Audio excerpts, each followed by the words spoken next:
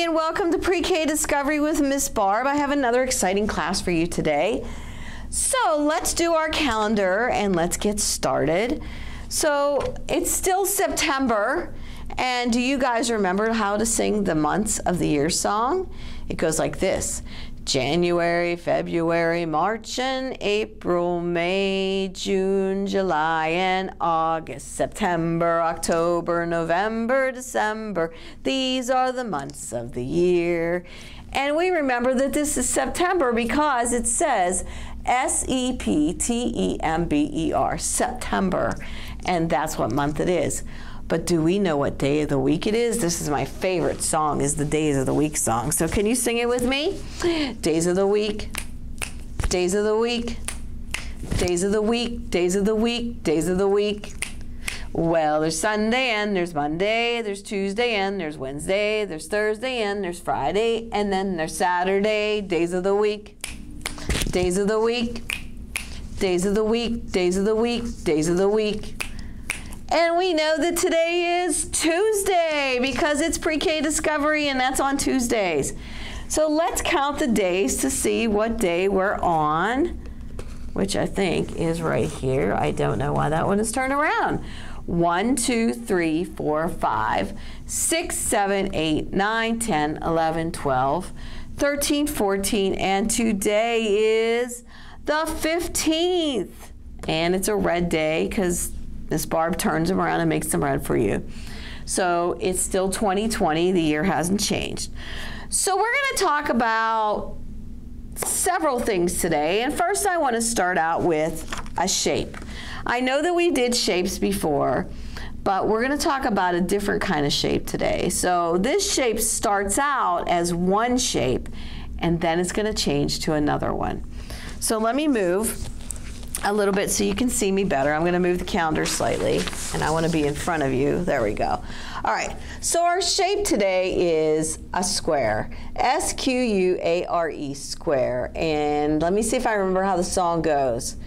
This is a square, a pretty square.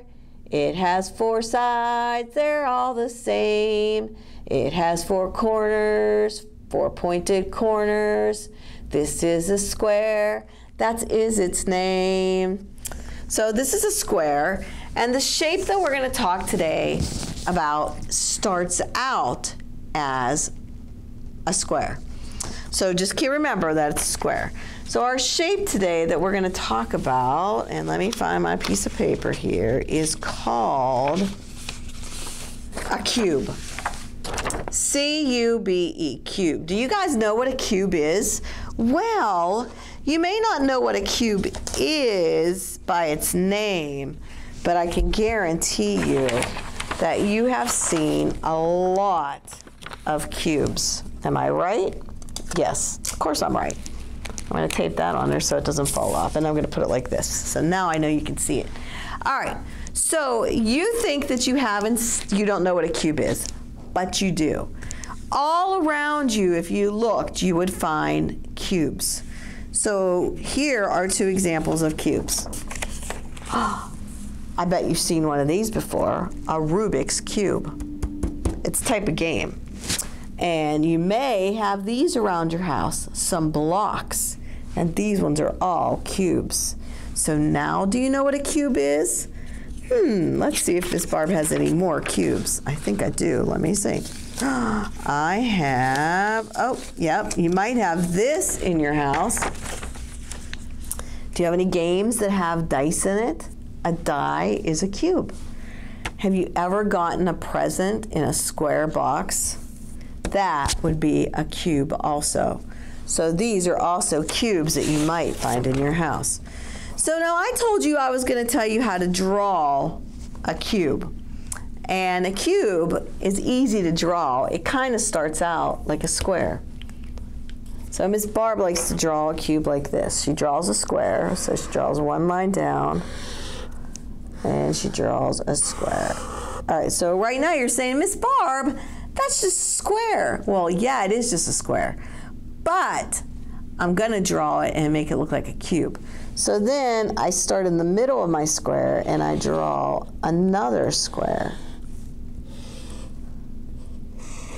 like that. So now I have two squares on top of each other, and I connect it like this, and like this, and like this, like that. And look, I've made a cube. So now we know how to draw a cube by starting out with a square.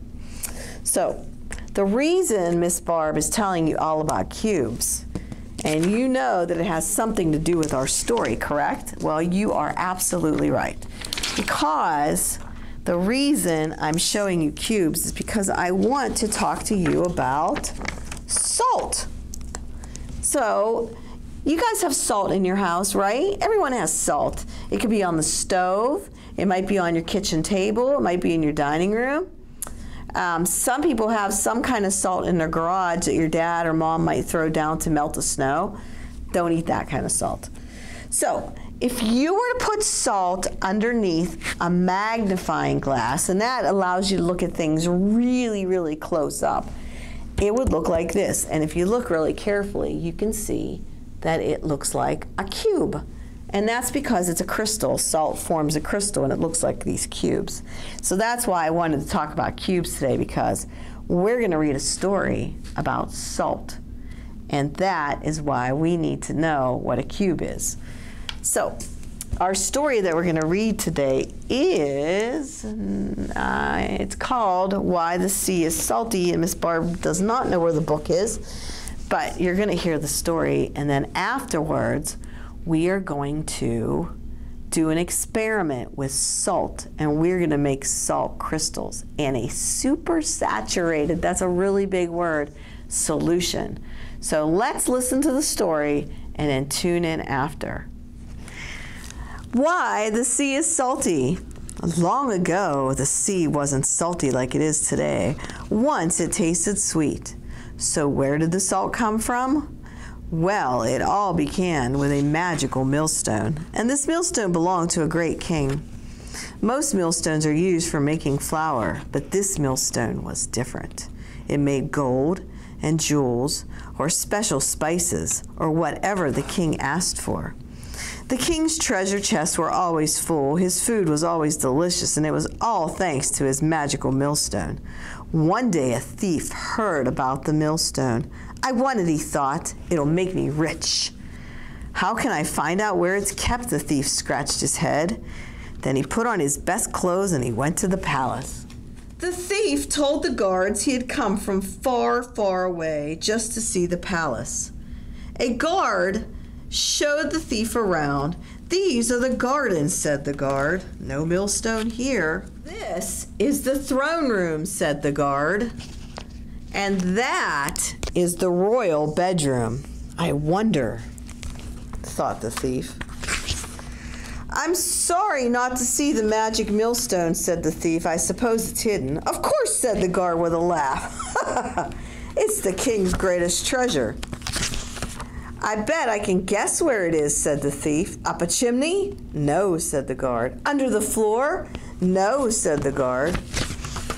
I bet you don't even know where it is, teased the thief. Yes, I do, said the guard proudly. It's under the king's bed. What a clever hiding place, said the thief. And I suppose you have to be a great magician to work the millstone. Oh, no, said the guard. I've seen the king. You just have to tap it like this and tell it what you want. The thief left the palace smiling. Thanks for the tour. Later, when no one was looking, he crept back again. He tiptoed into the king's bedroom and reached under the bed. Got it! The thief hid the millstone under his cloak and he ran away as fast as he could. He ran all the way down to the sea. He ran all the way to the sea, and there he leaped onto a boat and sailed away. Out at sea, he looked at the millstone and asked, What shall I ask for first? He wondered. Maybe some food would help me think. He got out a bun and took a big bite. Pfft, he spat. That needs salt. He grinned. I know what to ask for. I want salt. Tap, tap, tap. And all at once, the millstone began to turn. Bright white salt poured out. It works! The thief put some salt on his bun and munched away happily. and then he fell asleep dreaming of riches. All night long the millstone kept turning. The pile of salt grew bigger and bigger and bigger. The thief was awoken by something tickling his feet. "What is that?" he cried. "Oh no, it was a huge heap of salt." "What shall I do?" "Stop," he shouted, but the millstone kept turning. "That's enough," he yelled, but the millstone kept turning. The salt was very heavy and the boat began to sink lower and lower. Soon waves were slopping over the side and still the millstone kept turning. "I must stop that millstone." The thief dug through the salt looking for the millstone, but it was buried too deeply. The millstone kept turning, the boat sank, and it took the magic millstone right to the bottom of the ocean. There it stayed, pouring out salt to this very day, and that is why the sea is salty. As for the thief, he had to swim home, where an angry king was waiting for him.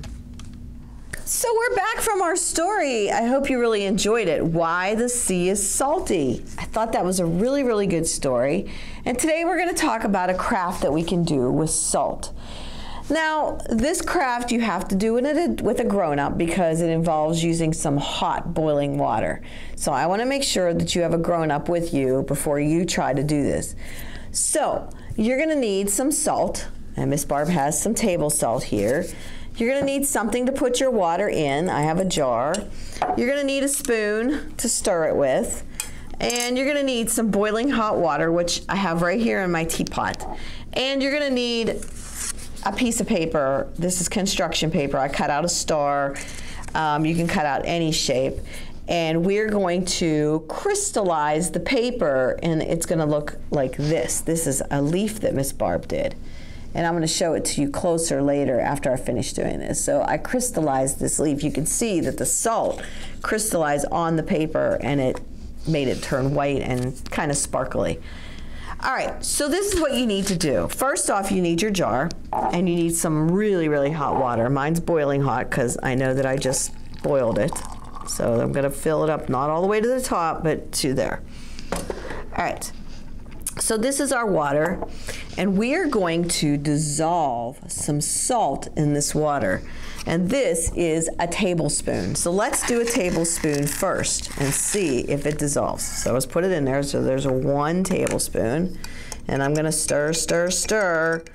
And as I stir, I can see that the hot water is dissolving the salt and it's disappearing in the bottom of my jar. See, no more salt in the bottom. It's all gone. All right, so that means we can add some more. So we're going to add another tablespoon of salt. And here we go, into our jar. And we're going to stir it around. Well, it's pretty hot. I won't lie to you. I can't touch the bottom of the jar, so I'm going to just keep touching the top. And I'm going to stir it around, and I'm going to dissolve the salt. Let's see, is it dissolving? And yep, all of that almost dissolved. Let's see, it's almost dissolved.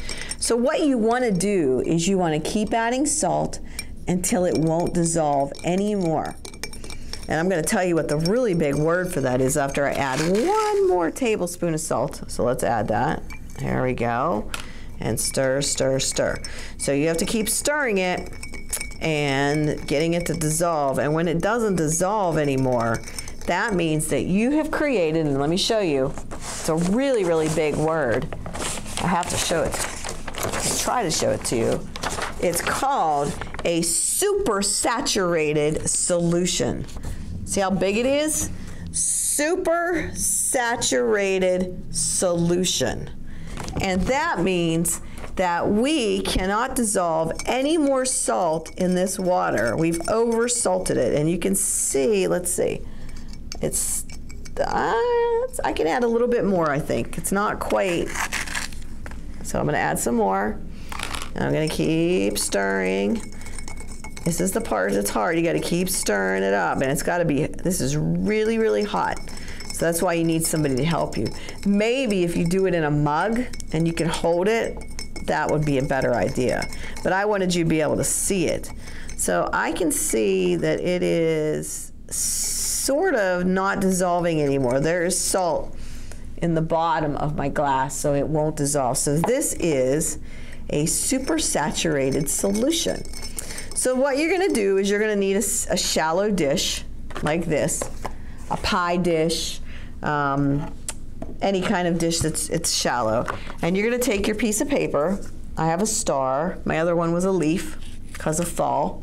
So there's a leaf. And you're going to put it in the bottom of your solution. And then you're going to pour some of that supersaturated, well, it's hot. I'm going to scoop it out because I don't want to touch it until I wet my star. So I'm going to leave it in there. And it's going to, just enough to cover it, just enough to make it wet. It's kind of like this one. This one isn't completely dry yet. It'll take a couple days. So it's still wet. And you can see it's starting to form crystals on it too. And when it's all done, it will look like this one. And it'll be crystallized. Because remember we said that salt was a crystal when we talked about it earlier? I have that picture. If you look at salt very close in a microscope, it looks like little cubes or crystals. And this is table salt here. So it looks like crystals. And that's what we're doing.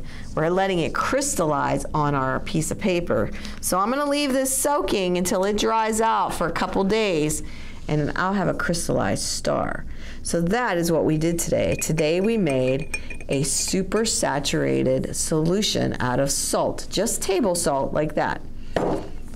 So that is our craft for today. So I'm going to say goodbye. Let me show you closer. I want you to see it. Hold on a minute. So this is my crystallized leaf. You can see it. It's all crystalled on there. It's still wet and it's starting to crystallize. So there's that. And the other one I can't lift up because it's too hot. So you guys, with an adult or a grown-up, I want you to try to make a supersaturated solution. And do you know what I think would be really, really pretty? If you waited until the leaves started falling and you took a real leaf off of a tree and you allowed the crystals to form on that. I think that might be a really pretty thing that you can hang up later on. So I'm going to leave you guys with this craft today, and I will see you guys again soon. So don't be salty, and let's have a really good day. Goodbye, everybody.